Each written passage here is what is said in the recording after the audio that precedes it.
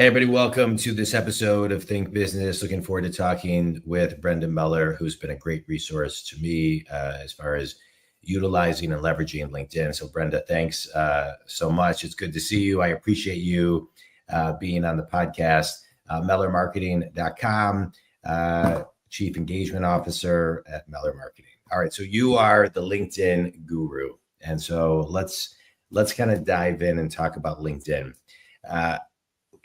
As we're recording this, it's live March 11, 2025. And so what does everybody need to know about, some of the key things on how we use LinkedIn today? I think, first of all, thank you for inviting me back. It's always a pleasure chatting with you, John. First of all, we just need to think about, even if you're not on LinkedIn, people are looking you up on LinkedIn. I think that's really key. You might be spending more time on Instagram or Facebook, and that's where you're more comfortable socially, or that's really where you've been spending most of the time for your business. And LinkedIn is very similar to an online professional directory. So even if you're not super active there, you can build up and optimize your profile so people do look you up. They know a bit about you. They know who you're connected with. They understand the products and the services and the offerings that you have. So even if you've chosen that LinkedIn isn't going to be one of the top networks where you spend your time, neglecting LinkedIn can actually work against you. So make sure that it's updated and optimized there. Yeah, let's talk about it working against you. Can you go into a little bit more detail on that? Because I think there's two things. One, if you're on it and doing nothing. And two, if you're not on it. And so, what is the perception? To me, this is the pattern that I think people go through. I'm pretty confident in this. My business is referral. I get referred to people.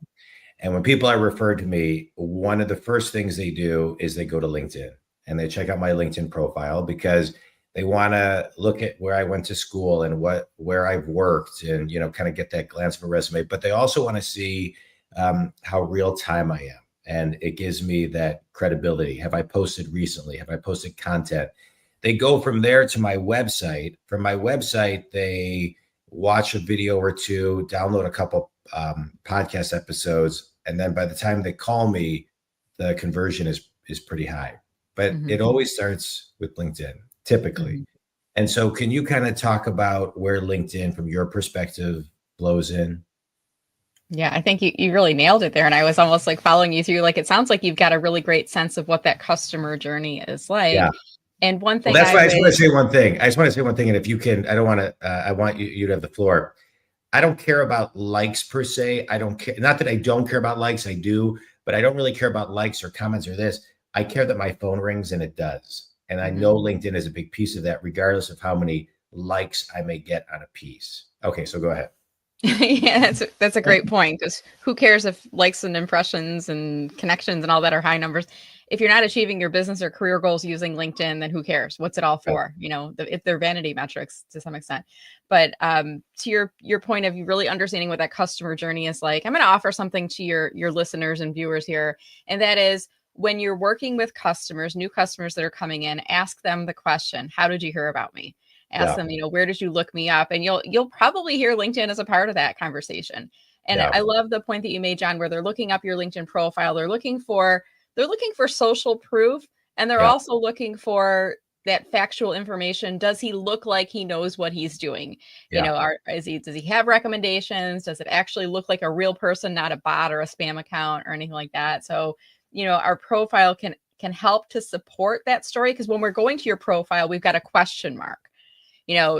Philip sent me to John's profile, so I trust Philip and what he said to me. But when I get to John's profile, am I finding what I need for me?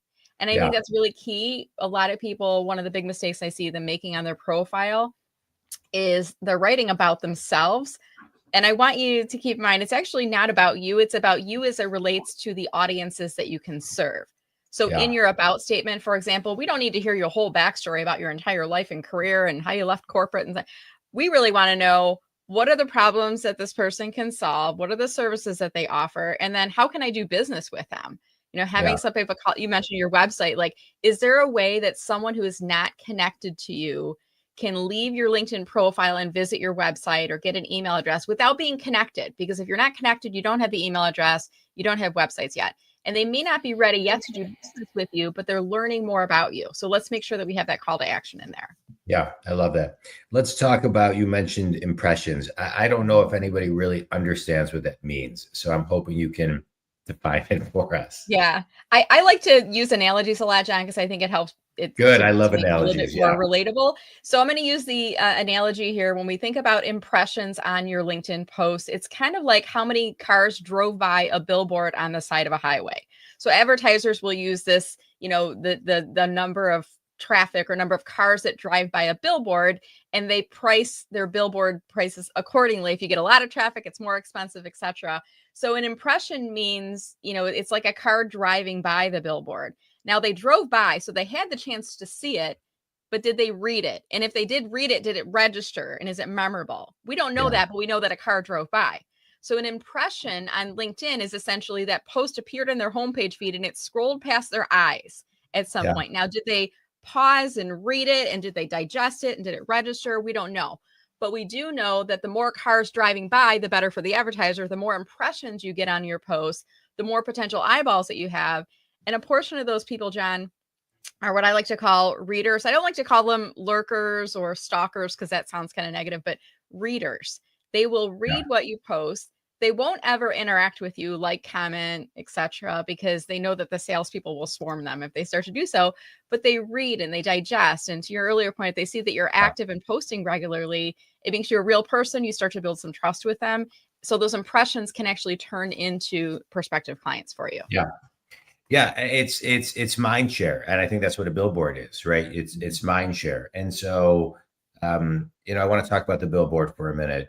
One of the my favorite books of all of last year, I don't know if we've talked about this, is a book called Smart Brevity.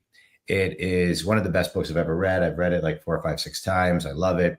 I actually have a training that I do called Cut Your Meetings in Half. It's a 4-hour training. It could be an all-day training. I go into companies and I ask them to actually read this book to get their mind ready for the meeting. It's all about saying more with less. Mm-hmm. But one of the analogies they use is you want to be really tight in your messaging as if a car was driving by a billboard, to your point. Mm-hmm. Yep. And so can you talk about on LinkedIn what to post? And so people, when they are driving by your, LinkedIn page and you're building mind share, what should you be posting to get people's attention? That's a great point. So I like to use the 80-20 rule when it comes to posting. 80% of the time, I'm educating, informing, engaging, sometimes entertaining. 20% of the time, I'm selling. Okay, so it's the reverse of what we think. The 80%. 20% rule due to performance, but I'm using it a little bit in reverse, but I think because it helps you to remember. So if you're posting every single business day, 5 days a week, 4 of those, you should be educating, informing, entertaining, or engaging your audience. One of those posts should be selling. So the selling, should be obvious. You're selling a product, a service, an event, things like that. The other things, what I like to do is think about maybe doing a frequently asked question. Somebody asks me a question, I post about my response, or a did you know about LinkedIn? They could be maybe a poll that I'm engaging people in. Occasionally I do something kind of fun. It's like a palette cleanser type of a thing where it's just keeping people engaged on there. So I think you always want to be thinking about, again, just like your profile is not really about you, it's about you as it relates to your target audience. Your post should be seen as valuable for your intended audience as well. I love it. Let's talk about recommendations. How important are those? Yeah, I love them, especially if you're self-employed. I think they can help you. You can use them for marketing purposes. What I love about LinkedIn is that they sit on your profile and they're linked to someone else's profile. So if I were to give you a recommendation, and if I haven't yet, I'm going to give one after the show here today, John. But if I were to give you a recommendation and say, John's a great interviewer, he does this really great Think Business Live series. I've been a guest several times. Such a great experience. He does a great job marketing. If you get the chance to be on John's show, definitely do it. Right. So now that recommendation, after you accept it, would sit in your recommendation section on your profile. And then you can screen capture that, feature that as a LinkedIn post, tag me in it and get some marketing in LinkedIn. But then you can also use that on your podcast landing page or maybe in webinars and other events, and where people are talking about booking you as a speaker or as a host or as an MC or things like that. So I like them because it creates social proof. And I think it's different. Did you ever see on like on a website, John, it'll say like, this quote was from Susan in Montana, Yeah. and it's not linked. And we don't know, is Susan a real person? Like, we don't know. But LinkedIn recommendations are clickable to someone's profile. And I could reach out to Susan in Montana and say, hey, Susan, do you know John? Like, I saw that you were on his show. Was it a really great experience? What can you tell me? So I personally do like to receive them. But more importantly, I like to give them because I think it really creates great social media karma.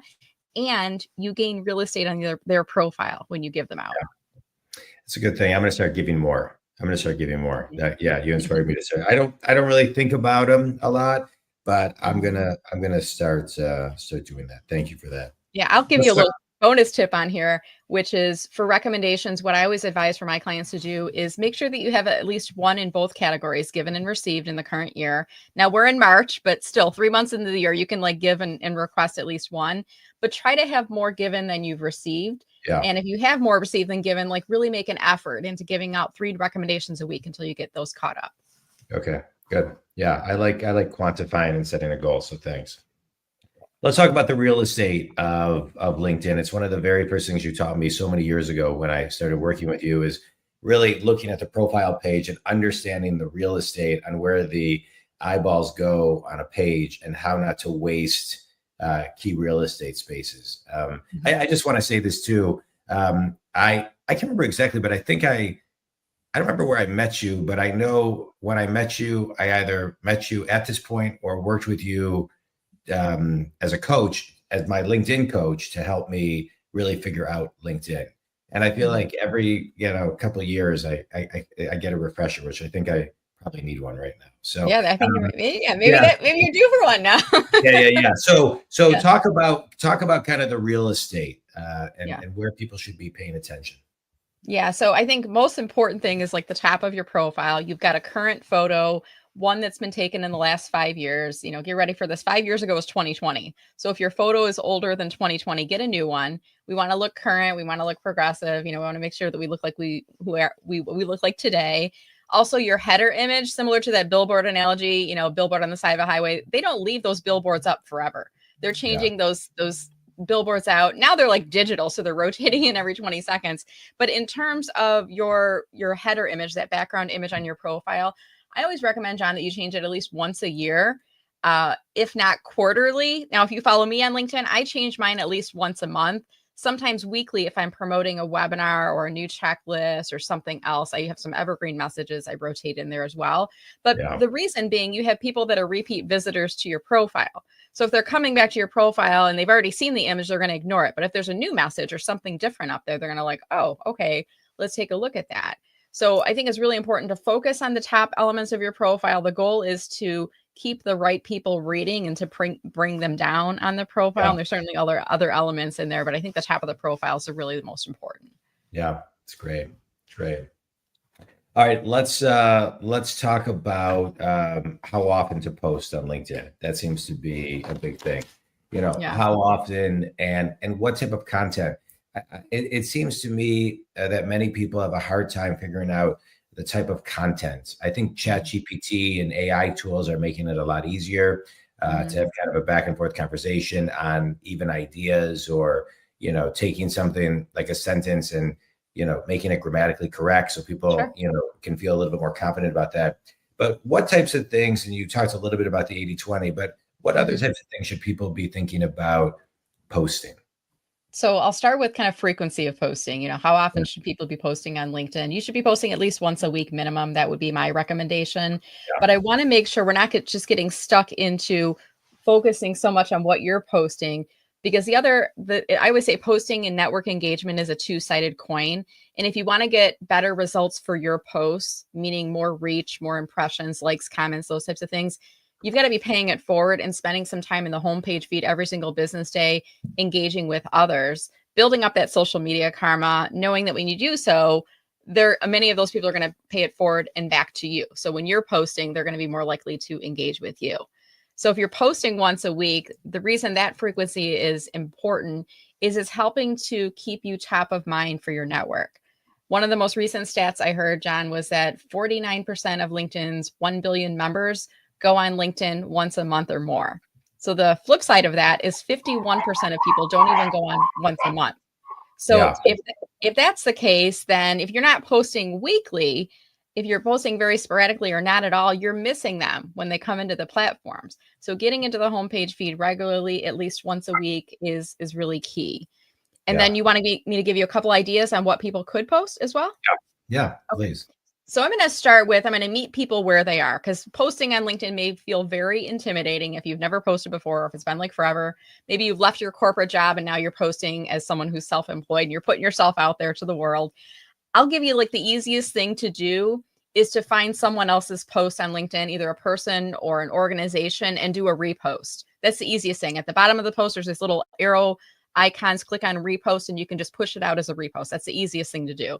Even better than that would be repost with your thoughts, where you add some commentary to it. Maybe you repost today's show, for example, and you say, just listen to a great episode with @John Dwoskin and @Brenda Meller. Tag us in the post. And here are 3 of my key takeaways. So reposting something from someone else, but adding some value to it, like summarizing what you heard in the show. I do like your thoughts about using your favorite AI tool to help you with posts, especially if you struggle with this whole concept of content creation. Yeah. What should I share?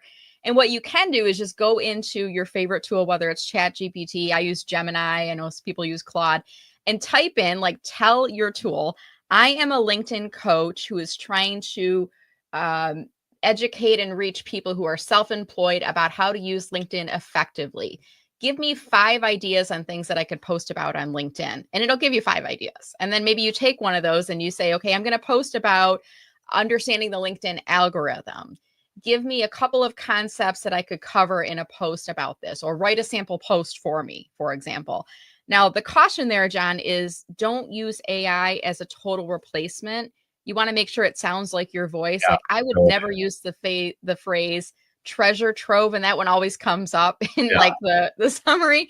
So make sure that it sounds like your voice. And then my other caution is don't use it as a replacement for engaging with people. Like, I see a lot of these services now that are sprouting up and they look like they're AI generated comments. So if we're doing AI generated posts and AI generated comments, are we just going to get to the point like real people are never interacting on LinkedIn, and then we're not going to trust the network, right?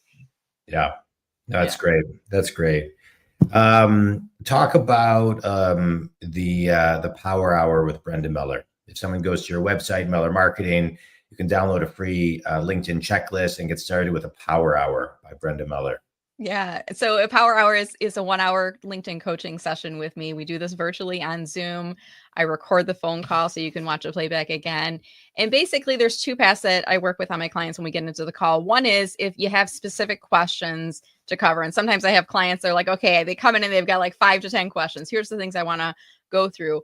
Others will come into the call and they'll say, I'll say, if you don't have specific questions, just tell me, what are your LinkedIn goals? And then we'll look at your profile together and I'll give you some pointers on what needs to be done.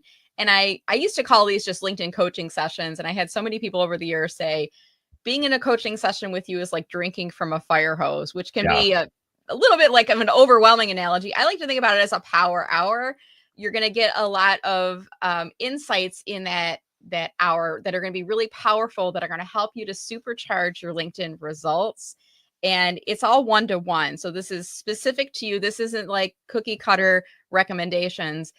Again, going back to that point of, it's not about getting likes and impressions. It's about reaching your LinkedIn goals, right? Whether it's supporting your business or your career. So I like to understand when I do a power hour with a client, like, ultimately, what are your goals for using LinkedIn and how are you using it now? And, sometimes people have, I'm not doing anything right now. Like, I'm not even sure where to get started. It feels overwhelming. Or they might say, I've been on LinkedIn for years and I'm just not getting results. I can look like, and within like seconds, I can tell you where your problems lie.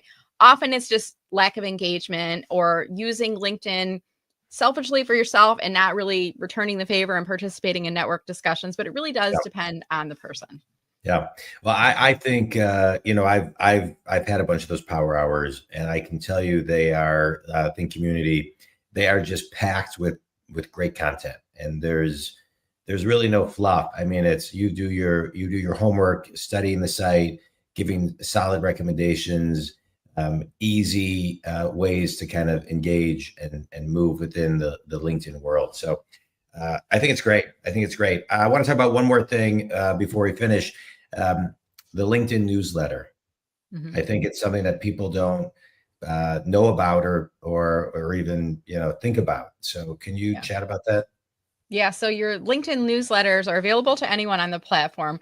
It's kind of a hybrid of a blog. So if you enjoy writing, if you have blogs on your website, you can certainly repurpose those into LinkedIn newsletters. And from a layout perspective, it's essentially a blog. There's a header image, a title, and body, and you can put links and all kinds of great things. People can comment on it.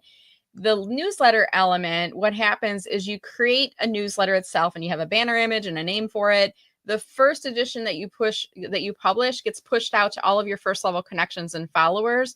And then they have the option of subscribing.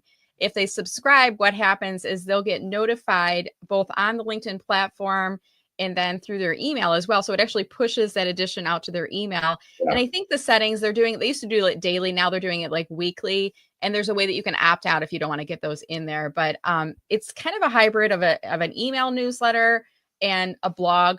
The difference with your email newsletter, if you're managing your own through like a Constant Contact or, any of those types of site, MailChimp, etc., you don't get email addresses from your subscribers on a LinkedIn newsletter, but you can see who they are. And if they're not first level connections, there's a great opportunity to connect with them there. Yeah, I think it's a great tool. I did it a while ago. I have I think close to 1,900 people who have proactively opted in. And so it's just one great tool, I think that people don't know about. So it doesn't even get done. But when I tell people about it, they really love it. They really love it. All right, Brenda, quick speed round. Book that you've read that's had an impact on you. Gosh, I go back to Profit First, Mike Michalowicz. If I could give a second book, could I give a second book real quick? Yeah, of course. Diane Darling, She Said It. For those of you who are always quoting only men in speeches, presentations, things like that, it's a book of quotes from women. So really great resource. What's it called? She Said It. Okay, I'm going to buy that for my daughter for sure, and myself. Best piece of wisdom you've ever received? When you've reached the end of what you know, reach out and find experts to help you. Yeah, I love it. Finish this sentence. Somebody's feeling overwhelmed about LinkedIn. One small thing they can do today to get started is spend 15 minutes in the homepage feed, scroll through, see what other people are posting about, and engage when you see people that you know. It's great. Tell people who your ideal clients are and how they can connect with you, Brenda. Great. Well, I help the self-employed, I help executives, and I help organizations with their company and personal goals on LinkedIn. To learn more, best place is to go to my website, mellermarketing.com. That's MELL, mellermarketing.com. Alternatively, if you want to connect with me on LinkedIn, if you go to my profile, you're going to see the follow button. If you do want to connect with me, just go on the more button or the three dots, click on that, and mention that you heard me here on John's show. Great. Brenda, I can't thank you enough. I learn so much every time I talk to you. I appreciate you taking time to be on this on the podcast. I think community, LinkedIn is such an important tool. And there are the occasional people who say, I hate social media. I'm not on ... If you're in business, in my opinion, I'm a business coach. You're a LinkedIn coach. In my opinion, LinkedIn is a must and something that you need to take seriously. We're in a time right now where attention spans are very low. And we need to meet people where they are, which is something you said, and where they are, many of them are on LinkedIn. It is still, in my opinion, LinkedIn holding a high bar of business. There's not a lot of fluff. It's serious people talking about serious things, helping people grow. And so really spend time on LinkedIn. You can spend hours and hours and hours and hours trying to figure it out yourself, or you can call Brenda, and in an hour, in her power hour, she can really help you accelerate. If you just quantify, ask yourself this question, in 1 hour, can I learn enough about LinkedIn to take my LinkedIn to the next level to maybe generate one extra lead, one extra referral, one extra deal? That's a question you need to ask yourself. I've answered it for myself, and the answer is yes. So, Brenda, I can't thank you enough. I think this is such a great tool. You'll have to come back. It's been a bit. So you'll have to come back again and we can dive into maybe some more granular topics You can reach Brenda at mellermarketing.com. If you want to talk about any business coaching, you can reach me at johndwoskin.com. Brenda, any last thoughts? No, this has been a lot of fun. I don't know how many times I've been on your show, John, but I always enjoy the conversation. A pleasure. And thank you again for having me back. I'd be happy Thank to come you. back anytime. Good. Thanks so much.